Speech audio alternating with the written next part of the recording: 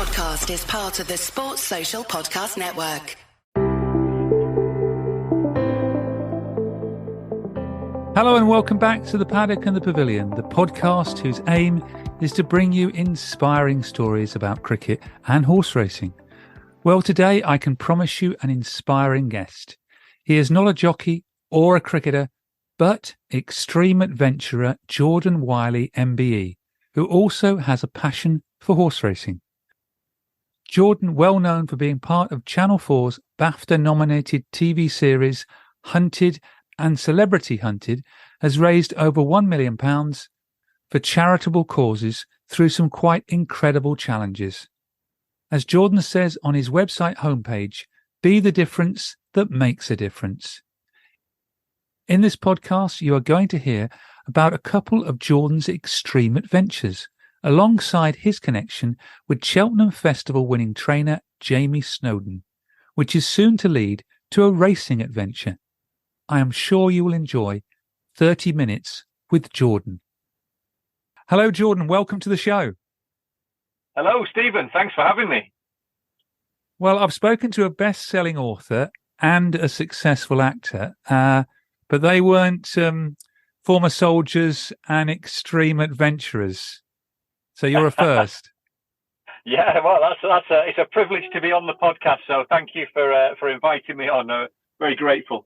And you like horse racing, which both the best-selling author and the actor did as well. But firstly, I want to congratulate you on your MBE. Yeah, that's very kind. Thank you. I appreciate that. That's very kind. But I guess, like a lot of these things, I was at the front of a work by a big team of people. So I can't take all the credit. It recognises the work of some very inspiring people, and as I say, I'm very privileged to be able to receive that award. Well, you've raised over £1 million for charitable causes for especially children in education. When did you find out that you were getting the award? I only found out about a few days before I received it, on the New Year's sort of honours list. At the start of the year, I was literally, I think it was about a week or so before, where I got a phone call, and to be honest, I thought it was a prank. I thought it was a wind-up.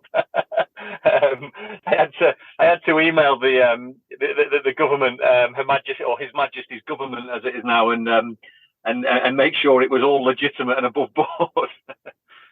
Have you got a date yet to go and collect it? No, I'm told it'll be this year at some stage, most likely the autumn, because I'm on my award was, I'm on the Foreign and Commonwealth Office list because it was primarily for my work on the Horn of Africa with children and education. So I'm at the back, and with a surname like Wylie, I'm always at the back of the list, waiting for my turn. Oh, you're a bit like me with a W, because I have run a couple of marathons, but not the ones that you've run. And as a W at the end of the marathon, there's all these letters, and yours is the furthest one away, unless you're someone in the Zs, So I know what it's like. Yeah, absolutely.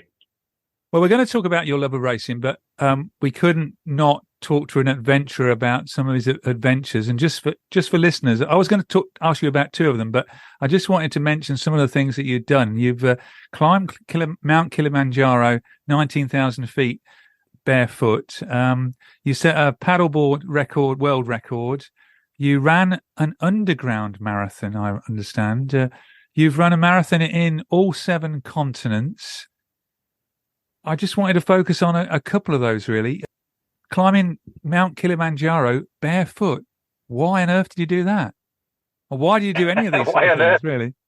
It's a good question. Most of these things, if not all of them, have a charitable sort of interest to them. It's trying to raise funds for good causes, and often, as I've learned over the years, you have to do things that are a bit wacky and wonderful and weird in some ways if you're going to take fundraising to the next level from the sort of hundreds and thousands to the hundreds of thousands. So it's the project to climb Kilimanjaro barefoot was a project with some friends of mine from the military, and we were doing it for a cancer charity because one of their family members had been affected by cancer, and Yeah, they invited me along to climb Kilimanjaro, which is, it's a quite a sizable mountain. It's the one of the well, it's the highest mountain on the African continent and the highest freestanding mountain in the world. But it's certainly no Everest or Himalayan mountain. So I always think Kilimanjaro is achievable for anyone if you put the work in and do the training and be fit, and sort of get your fitness levels up to scratch. But it was. Yeah, my friends invited me along, and I said, why don't we do it a bit differently? Why don't we do it like some of the locals do it and not wear any shoes? And as you can imagine, they thought that was the most outrageous, ridiculous idea ever, and said, no, not at all. Don't be silly. And I said, well, I'm going to do it like that, and you're welcome to join me. And they did join me, but didn't take their shoes off. And it was quite interesting because for me, we raised, or my fundraising page did over £70,000, and theirs did less than £1,000. And what was interesting is we did exactly the same thing, except for I didn't have my shoes on. And it just sort of opened my eyes to that you don't have to be the best, the strongest, the fittest, or anything like that. You just have to be quite creative and different, at most things in life to stand out in I guess what is a crowded world or marketplace. And that was my first real, that was over 10 years ago. And that was my first real sort of look at serious level fundraising and how you can do things differently to have a bigger impact. And and from there things just moved on to running in dangerous places and rowing across dangerous stretches of water and weirder and wackier things from that, I guess. The mountain, how long did it take? And you must have had sore feet at the end. Yeah, but it took us slightly longer. It took us the best part of a week. It can be done a lot quicker than that, but the human body is an amazing sort of tool because it adapts to its environment so quickly. First day or so, it was quite sensitive on the feet, on the soles and what have you. But within 2 or 3 days, you were sort of, you built a thick layer of skin, you were acclimatized, and you were on your way. But we went up the easier route on the mountain, and we took our time. So what the reality of it was probably less glamorous than what it sounds. You mentioned running as well. You did this Running Dangerously project where I think you ran a marathon in Afghanistan, and you also did like sort of half marathons in Iraq and Somalia. Why those countries first? Yeah, I chose those countries at the time because I was raising funds and awareness for some charities that help children in conflict and war zones. And when I sort of did my research, they were listed as the 3 most dangerous countries in the world at the time. And I'd also happened to have served or worked in those countries as well in my sort of career.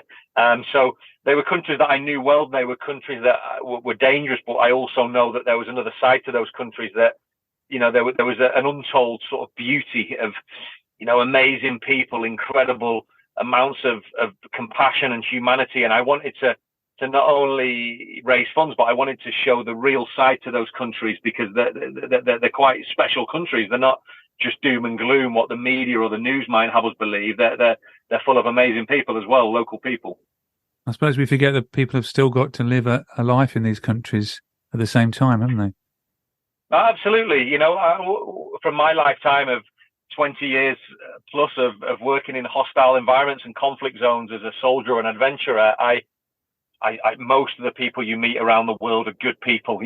Whether you're in Iraq, Afghanistan, Somalia, 99.9% of the population are really decent humans who just want peace, love, and get on with life. And I think it's no different than the UK. It's just that we put a magnifying glass on some of these countries for whatever reasons, but we see death and destruction in the UK. We see terrible things happening in Europe. It's just that it seems when it's in a faraway land and hot, sandy, deserty places, it attracts a lot more media attention because of the politics and everything else involved. But I promise you, we get bad people in England are no different than the people in some of these far-fetched countries. That's the world, unfortunately. Did you experience some dangerous experiences though during the 3 runs?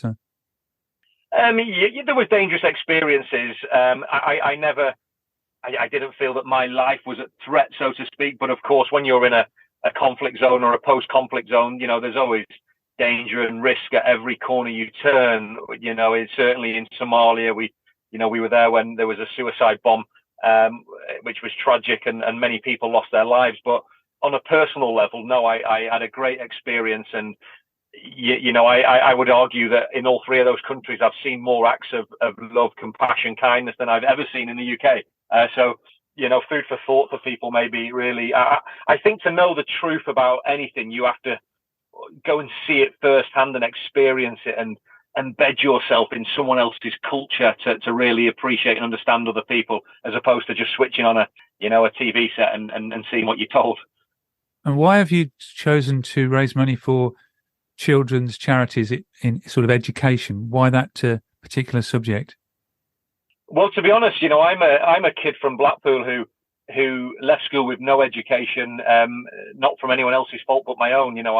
What I've come to learn as education actually is one of the few things in the world that inspires hope for a brighter future. And when you meet children from across the planet whose lives have been torn apart by war, when you've seen this and experienced it firsthand, you feel compelled to want to do something and help. And education for me has always been the common theme that I've seen that really gives children the chance to flourish, even when the odds are stacked against them, even when they've lost their families, their homes.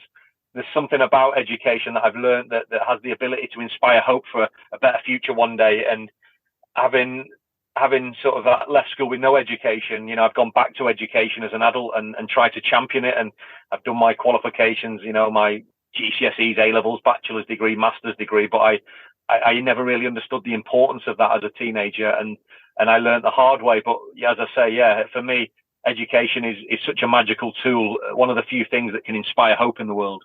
Because some of the money you've raised has helped build schools, hasn't it, in Africa? Yeah, we built a school over the course of 5 years, from sort of making a promise to a small village on the Horn of Africa to then cutting the ribbon, 2 years ago. And it was for me one of the greatest fulfilling achievements I've ever had to make a promise to a little boy who, on the face of it, lost everything, who just wanted to go to school, to be able to keep that promise and deliver that, and use adventure as a platform to deliver it, to raise funds was amazing. And I was very privileged as well, because I got to travel around the world, all 7 continents, to do different adventures in the name of fundraising. So in some ways, I guess there is a selfish aspect to it, because as much as I'm raising funds, I'm also given these privileged opportunities to be able to raise funds as well. So I certainly don't take that for granted, and I'm very grateful for those opportunities that sponsors and media outlets give me. Well, I think you deserve that for the work you're doing. And I read that your own charity, there's no paid employees, so all the money you raise goes to the charities. Actually, the charity has its own. The charity that I sort of co-founded about 5 years ago. I stepped back from it about 2 years ago. I'm still a trustee on the board of trustees, but it has its own CEO, chairman, secretary, and it runs. And they're all, the CEO down to the volunteers, that the people running it, they're all volunteers. The CEO doesn't take a salary, he doesn't take expenses, and I think that's really nice. And I've always thought that that's what charity should really be about. For me, again, I'm not saying that's right or wrong, but or anything untoward anywhere else, but I just think when you have that sort of transparency, that 99p in every pound, if not more, is going where it should go, and that's what it should be about, in my own opinion, anyway. Let's talk about your love of horse racing. How did that start? I know you come from Blackpool, so was it the Grand National, or what was it?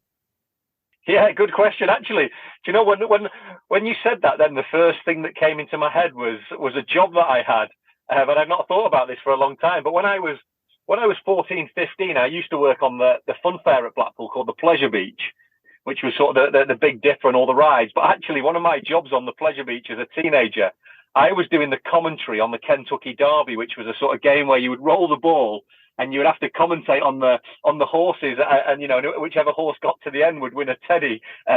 So yeah, actually that was probably my first interaction, which I hadn't thought of before, with horse racing. But I can remember doing the commentary on it, doing my sort of Richard Hoyles, as it would have been back in the day. For horse racing, my grandfather, actually, I remember we'd go to his house on the weekend, and he was a bookmaker, actually. He worked in William Hill for many years, and he'd come home and, probably not a good thing looking back, encouraging me to gamble, but he'd have his box of like 10p's and 20p's, and I'd bet on the different horse races going on, and of course the Grand National, I think in most people's households over the years was always a family favourite. Everyone gathering around the TV, picking their favourite colours or their favourite name or whatever it might be. But yeah, that was probably my first engagements with horse racing. But then as a soldier, being in a cavalry regiment where horses were always around us, although in the modern army, cavalry was tanks as such, but we always had horses, in the barracks, in the stables, doing ceremonial duties. And then, one of my troop leaders was a trainer called Jamie Snowden, who's, a Cheltenham Festival winning trainer, I guess a legend in his own right now, but we shared a tank together for many years. We worked on operations, and yeah, I recall him, telling his ambitions and his aspirations to go and train some of the best thoroughbred horses around, which he's amazingly gone on to achieve. Yeah, Jamie Snowden, he was your captain when you were in the army. Yeah, I was his corporal. He was my captain, if you like, or lieutenant when I first met him, or second lieutenant. He was a young officer, fresh-faced out of Sandhurst when I first came across Jamie.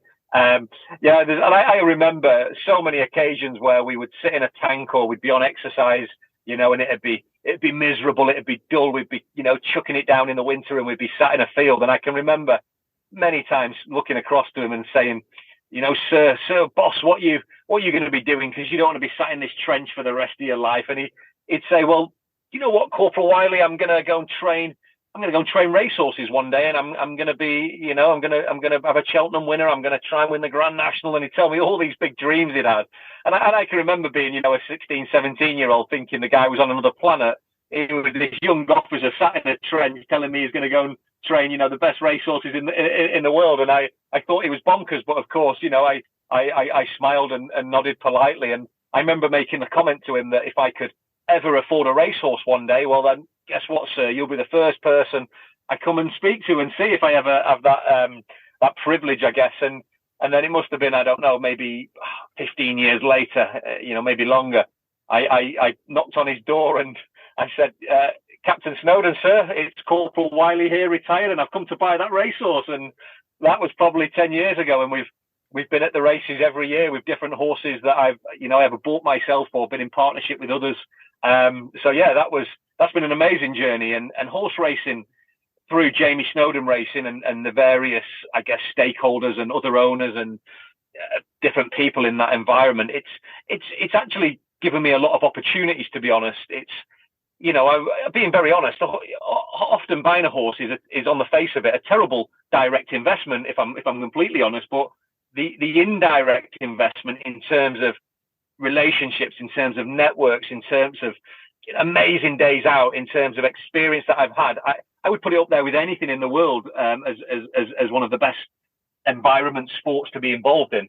So it's given me so many great things. I've been to Buckingham Palace, I've been to Windsor Castle, I've had the privilege of having private drinks, dinners with Her Majesty, His Majesty, and it's all been not through the military but through horse racing in different guises and capacities. So I'm very grateful for the sport and the opportunities. And I wouldn't really even consider myself a horseman as such. I don't ride horses. I've never rode horses.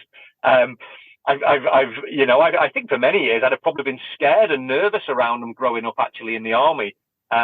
Thinking they were very unpredictable. But as I've come to be in touch with them more, they're amazing creatures. And another thing that I must say as well is I've just been blown away, because like a lot of people out there in the general public, when all you see maybe is the Grand National once a year, you can often be misguided or have misinterpreted opinions about horse racing and horses. But when you have spent extensive time down in places like Lambourn and Newmarket, and you've lived and breathed what their world is, these are treated as good as humans, if not better. These horses, they're elite level athletes. And I often laugh because I get out of bed sometimes with a bad back and I can't even get my socks on, and the horse has already had a massage and a swim that morning. And I'm thinking, he's been to the vets, had his health check, he's been for a swim round the swimmer, and he's done all these things that I wish I had in my life sometimes.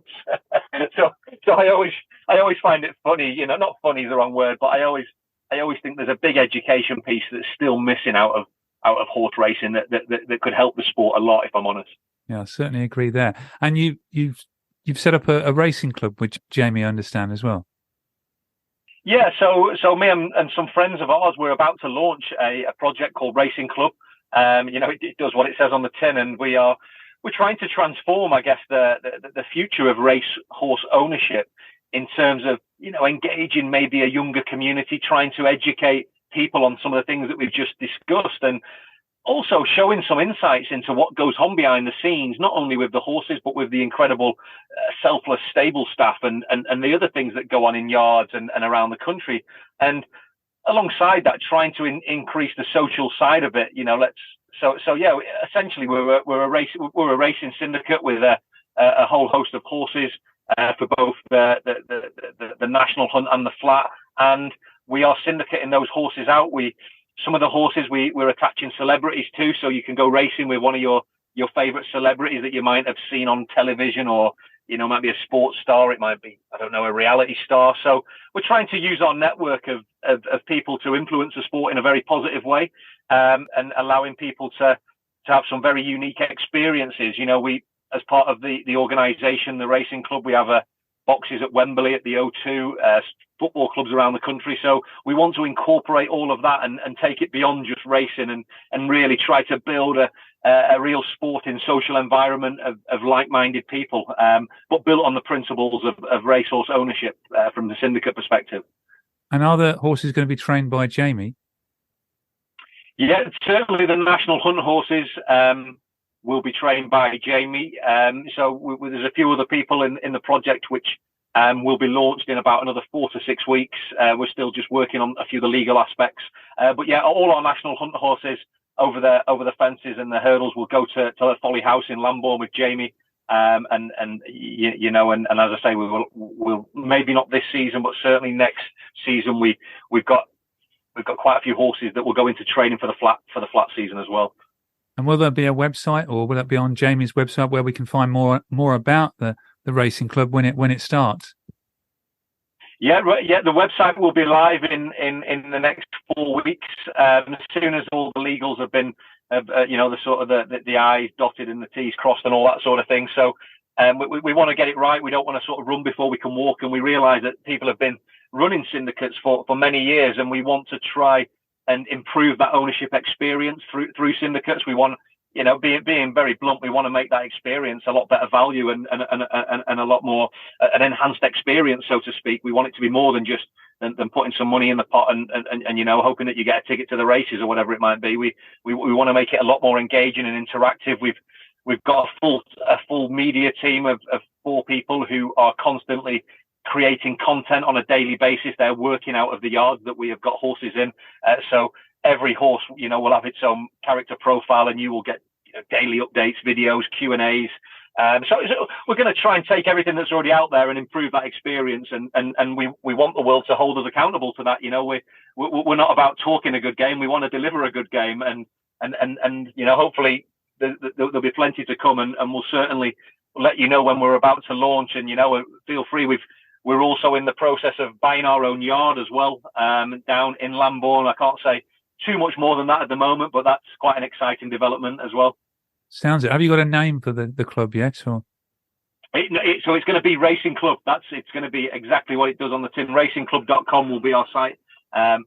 We looked at lots of, we brainstormed it many times, and we kept coming back to sort of keeping it simple and doing what it says on the tin. And also, of course, from a technology perspective in this day and age with, sort of Google search engines ranking and things, it works quite well for us as well. And you said earlier, again, focusing a lot on young people and education again. Exactly, yeah. It's, we've also got, taking that a step further, again, we've not announced it yet, but for the last 3 months, we've took on a pupil assistant as part of the project, a gentleman called Charlie Pike, who's a young upcoming trainer. He was a very good amateur jockey who unfortunately has had some of his own challenges with his weight and his mental well-being, and we've invested in him, and we're going to sponsor him and take him through his whole training journey from being a pupil assistant to an assistant trainer to hopefully a few years from now, running his own flat yard. So we're again, he's someone that will his journey we will engage the public with and share that along the way and show people, the pros and cons of trying to make a career in racing and the challenges that people face.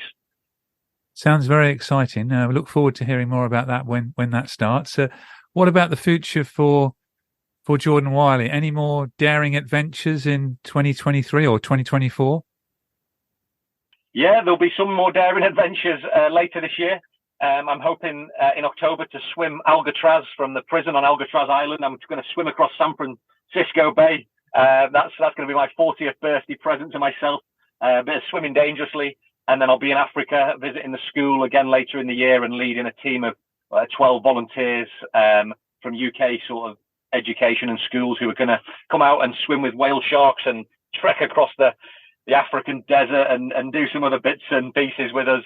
And then 2024 will be a major expedition, but I've not announced that yet because we've still got a few bits to tick off with sponsors before we can launch that officially later in the year. But that's quite an exciting one. But the theme is all about sustainability as well on that one. It's trying to promote, being a bit more eco-friendly and educating young people, but using, again, adventure as the sort of platform to do that.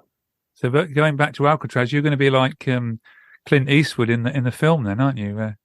Yeah, exactly. Yeah, I'm excited. I'm fascinated with, with anything to do with, I don't know if it says a lot about me from Blackpool, but and my misspent upbringing, but I'm fascinated with prisons and anything to do with being locked somewhere and trying to escape.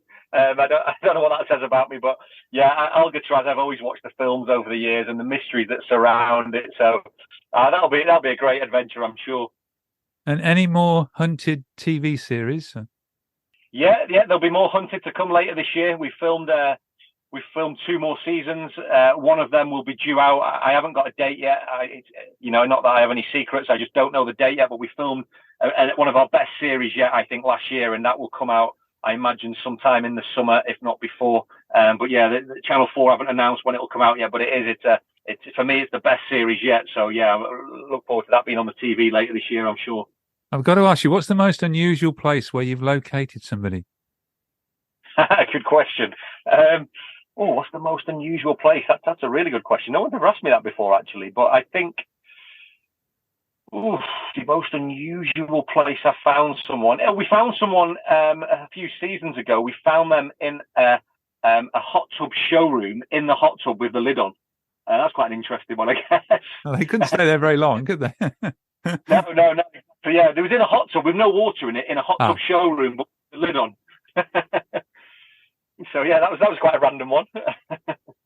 Well, thank you very much, Jordan, for being on the show. Best of luck for the future, and thank you for all the work you've been doing over the years since you served in the army. You've been everywhere and done everything, and it looks like you're continuing to do good work particularly in education. And best of luck when you get down to Buckingham Palace or wherever you collect your MBE. No, that's very kind, Stephen, and same to you. Keep up the great work that you're doing for racing and cricket, of course, and keep spreading those positive messages and positive stories, and I look forward to following the podcast and listening to other guests. Thank you. Thank you very much.